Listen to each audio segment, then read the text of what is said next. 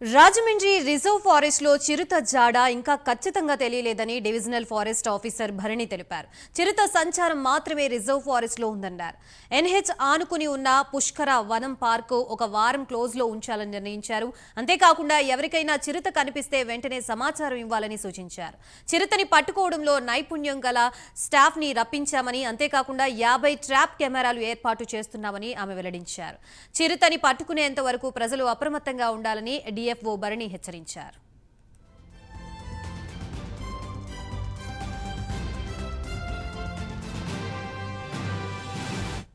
నగరవనంని close చేస్తున్నాము. Main reason దీనికి ఎలా ఉందంటే, ఇప్పుడు కనెక్టివిటీ మనకు చూసుకుంటే ఇక్కడ దివాన్ చెరువు ఆర్ఎఫ్, అక్కడ మనకి leopard calls and identification pug marks అన్ని పాస్ట్ 3 days జరిగింది. అండ్ కనెక్టివిటీ మూవ్మెంట్ అనేది కొద్దిగా ఆకాశవాణి ఏరియాలో చూసాము. అండ్ నిన్న పబ్లిక్ ఆటోనగర్లో చెప్పారు. కాబట్టి ఈ కనెక్టివిటీ స్ట్రెచ్ అనేది నగరవనం కూడా ఫారెస్ట్ ఏరియా లాగానే ఉంది, ఒక పర్టిక్యులర్ ఏరియా. సో దాన్ని తీసుకొని కంప్లీట్ ఈ స్ట్రెచ్ని మనం కొద్దిగా పబ్లిక్ ఇంటర్ఫేస్ లేకుండా కంట్రోల్ చేయాలి అనేది కోసం నగరవనం కూడా నెక్స్ట్ 1 week మనకి క్లోజ్లో ఉంటుంది. దీంట్లో ఇంకొక ఇంపార్టెంట్ విషయం, ఇక్కడ హ్యాబిటేషన్ రెసిడెన్షియల్ ఏరియా ఎక్కువ ఉన్నాయి అన్నది కోసం పబ్లిక్ ఎప్పుడు కూడా ఏదైనా ఇన్ఫర్మేషన్ ఉంటే ఇమీడియట్లీ మాకు ఇన్ఫార్మ్ చేయాలి. అండ్ అందరికీ కూడా ప్యాంప్లెట్స్ ఈరోజు డిస్ట్రిబ్యూట్ చేశాము. చాలా ఏరియాస్ మనం చెప్పిన అన్ని ఏరియాస్లో కూడా అండ్ ప్యాంప్లెట్స్ అనేది డిస్ట్రిబ్యూట్ అయిపోయింది. దాంట్లో డూస్ అండ్ డోంట్స్ అనేది క్లియర్గా రాసాము. అండ్ అది కాకుండా this is a leopard pug mark. First ఇలా ఉంటే మీరు ఏదైనా ఐడెంటిఫై చేస్తే మాకు ఇమీడియట్గా ఇన్ఫర్మేషన్ ఇవ్వాలి. Okay, this will be a leopard pug mark. Rajahmundry reserve forest లో చిరుత జాడ ఇంకా ఖచ్చితంగా తెలియలేదని డివిజనల్ ఫారెస్ట్ ఆఫీసర్ భరణి తెలుపుతున్నారు. ప్రస్తుతం ఇదే అంశానికి సంబంధించి పూర్తి అప్డేట్స్ ఇవ్వడానికి మా ప్రతినిధి శ్రీరామమూర్తి సిద్ధంగా ఉన్నారు. శ్రీరామమూర్తి, చెప్పండి, పులి జాడ తెలుసుకునేందుకు అటవీ శాఖ అధికారులు ఎటువంటి ప్రయత్నాలు చేస్తున్నారు? దీనికి సంబంధించి పూర్తి డీటెయిల్స్ ఏంటి? ఏదైతే గత 5 రోజులుగా రాజమండ్రి రిజర్వ్ ఫారెస్ట్ దగ్గర ఏదైతే చిరుత ఉందో ఇది జాడ తెలియట్లేదు. అయితే ఇది ఇక్కడే సందర్శించినట్టుగా గుర్తించారు. అయితే 50 వరకు ట్రాప్ కెమెరాలు కూడా ఏర్పాటు చేశారు. అలాగే బోన్లు కూడా సిద్ధం చేశారు. అయితే అది ఎక్కడ దొరుకుతుంది, ఎలా దొరుకుతుంది అనేది ఇంకా సమస్య పరిస్థితి ఉంది.